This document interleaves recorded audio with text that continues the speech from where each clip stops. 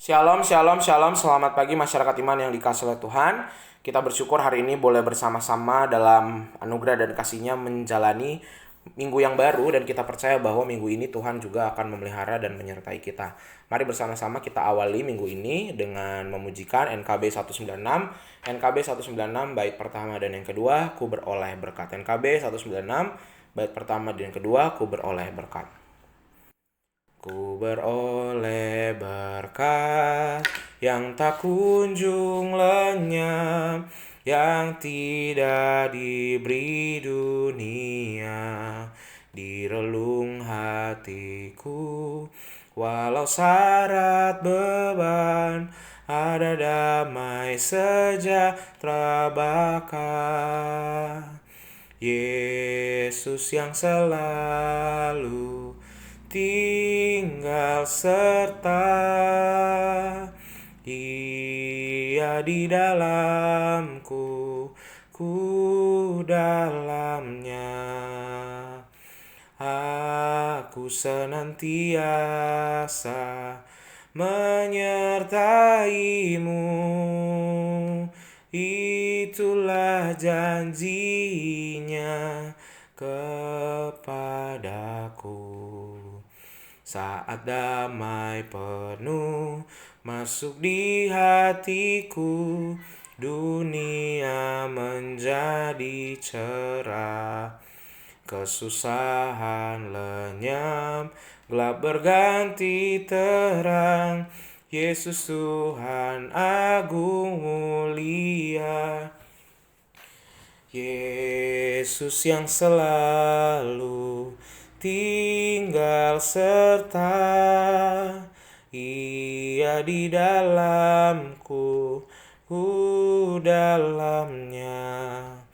Aku senantiasa menyertaiku, itulah janjinya kepadaku.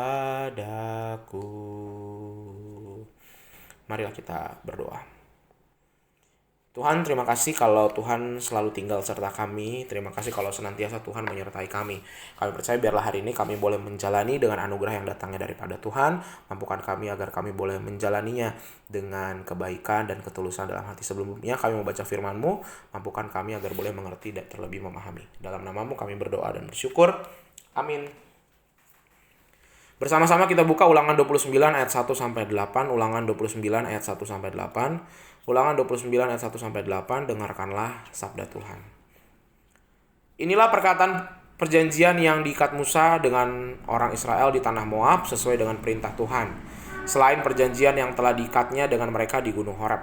Musa memanggil seluruh orang Israel berkumpul, lalu berkata kepada mereka, "Sudah kamu lihat segala yang dilakukan Tuhan di tanah Mesir di depan matamu terhadap Firaun dan terhadap semua pegawainya dan terhadap seluruh negerinya. Cobaan-cobaan yang besar yang telah dilihat oleh matamu sendiri, tanda-tanda dan mujizat-mujizat yang besar itu.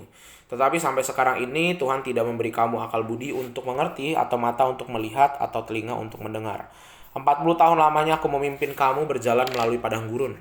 Pakaianmu tidak menjadi rusak di tubuhmu dan kasutmu tidak menjadi rusak di kakimu. Roti tidak kamu makan, anggur atau minum yang memabukkan tidak kamu minum, supaya kamu tahu bahwa akulah Tuhan Allahmu. Ketika kamu sudah sampai di tempat ini, maka keluarlah Sihon, Raja Heshbon, dan Og, Raja Basan, mendatangi kita untuk berperang, dan kita memukul mereka kalah, merebut negeri mereka dan memberikannya kepada orang Ruben, kepada orang Gad, dan kepada suku Manasye, yang setengah itu menjadi milik pusaka mereka." Bapak Ibu Saudara,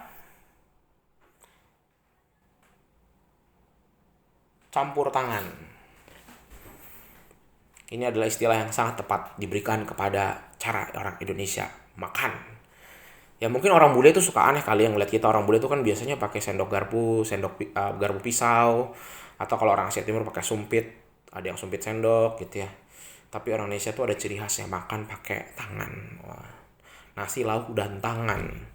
Biasanya dengan tangan tuh kalau makan contoh nasi Padang akan lebih gurih, berbeda kalau kita makannya sama sendok sama garpu gitu. Tapi bicara soal campur tangan, bukan campur tangan soal makan, tapi Tuhan campur tangan dalam hidup orang Israel. Bapak Ibu Saudara, Musa memanggil semua orang Israel untuk kembali mengikat perjanjian dengan Tuhan. Bapak Musa mengingatkan seperti apa hidup mereka ketika Tuhan membebaskan mereka dari tangan Firaun. Jadi umat diajak lihat lagi, ingat loh, mereka sudah hidup dan juga campur tangan Tuhan. Ada begitu banyak mujizat, ada begitu banyak karya yang mereka lihat sendiri dengan mata kepala mereka. Mereka melihat juga bagaimana Firaun dikalahkan. Mereka juga menyaksikan bahwa 40 tahun di padang gurun mereka nggak kekurangan apapun. Pakaian kasut tidak rusak. Musuh-musuh bisa dikalahkan. Walaupun mereka tidak punya pengalaman berperang. Nah, melalui ingatan itu Musa ingin mengingatkan bahwa kalau mereka masih hidup dan bisa hidup sampai saat ini, maka itu semua karena campur tangan Tuhan. Bukan karena mereka hebat, tapi karena punya Allah yang hebat, menyatakan pertolongannya kepada umat. Nah, sebagaimana Allah telah setia kepada mereka, maka melalui Musa, Tuhan mengingatkan mereka juga untuk tetap setia. Kesetiaan kita balas dengan kesetiaan. Sebagaimana Tuhan mengingatkan Israel, menyadari bahwa kebaikan yang mereka terima itu berasal dari Allah, bukan dari kekuatan mereka. Sehingga kita harus ingat itu setiap hari. Jadi kalau hari ini Bapak Ibu masih punya tubuh yang sehat, pekerjaan yang baik, anak-anak studinya lancar, keluarganya juga bisa berjalan dengan baik, keberhasilan dalam pelayanan, apapun ingat bahwa itu bukan karena kita hebat tetapi karena pertolongan Tuhan. Tuhanlah yang memberkati segala usaha kita, Dia yang senantiasa menopang kita dan menuntun kita. Sehingga harus kita ingat, Tuhan campur tangan. Jadi jangan kita sombong, tetapi sebaliknya kita harus selalu bersyukur senantiasa dan terus makin pegangan Tuhan. Jangan khawatir, jangan bimbang.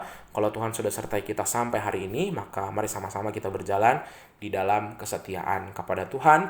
Dan biarlah Tuhan memimpin kehidupan kita dalam pekerjaan, dalam keluarga, dalam kehidupan anak-anak sekolah kita, dan apapun yang kita tempuh, kita andalkan Tuhan senantiasa. Amin. Mari kita berdoa. Tuhan, terima kasih melalui firman-Mu hari ini kami belajar bahwa betapa setianya Tuhan sama kami. Pertolongan Tuhan di hidup-hidup kami, bukan cuma pada orang Israel, tapi kami juga, hidup kami juga Tuhan tolong di tengah-tengah perjuangan dan pergumulan kami. Tuhan, hari ini kami mau menjalaninya kembali di minggu ini. Kami percaya bahwa Tuhan akan pimpin kami, ajarkan kami selalu percaya dan terus berjuang, dan kami tidak mau khawatir karena kami tahu bahwa Tuhan memelihara kami. Kami serahkan dalam nama-Mu, kami berdoa dan bersyukur. Amin. Selamat pagi, Tuhan Yesus memberkati, tetap bersemangat.